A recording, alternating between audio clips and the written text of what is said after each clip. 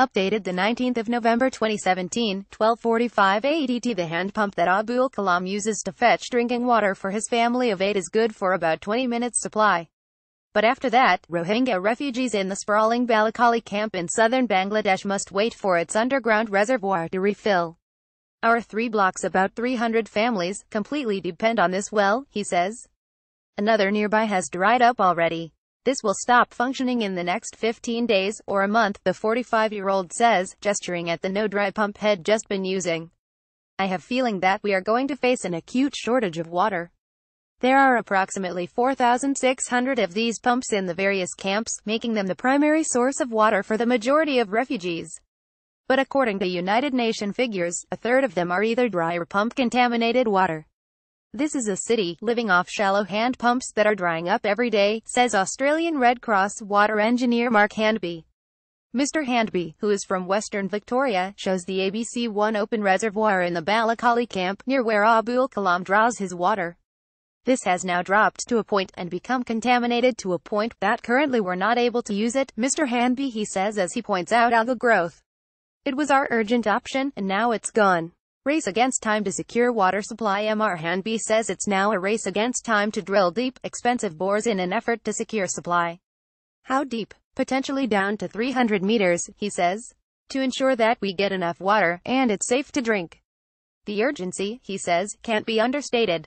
The only alternatives are trying to truck in water for hundreds of thousands of people, or moving the refugees. Although the camp's expansion was ad hoc, the issue is not a lack of planning. The water table simply cannot satisfy the needs of the people who now depend on it.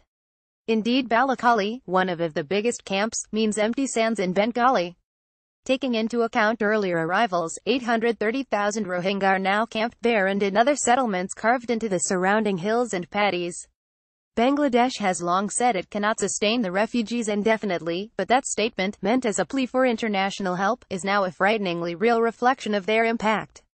Overcrowding is a huge problem. Phoebe Goodwin, a Sydney architect now working as a planner for the UNHCR, said the biggest problem was simply space. As you can see, it's almost a sea of roofs in front of us, she said from a hill overlooking the Kutupalong camp makeshift extension. So overcrowding is a huge problem. Ms. Goodwin is planning new extensions to the camps, and key amongst the tasks is trying to locate latrines away from pump wells so sewage does not contaminate the scarce groundwater. Longer term, there are plans for rubbish incinerators, waste treatment and possibly a solar farm. 8 agencies working in the camps say those services are essential to prevent disease and provide the residents a dignified existence. However, Bangladesh has been reluctant to approve some bigger projects, for fear they will encourage the refugees to stay. For most of the Rohingya refugees, the ABC met the prospect of eventual return as a distant consideration, if that. Their energy is focused simply on getting by, on providing their families with the very basics of life. Staring at the semi-functioning pump head just been using, Mr. Kalam's request is simple, if problematic. We need more, he says. If this one stops functioning, then we are going to face severe water crisis. Find out how you can donate to the Myanmar-Bangladesh appeal.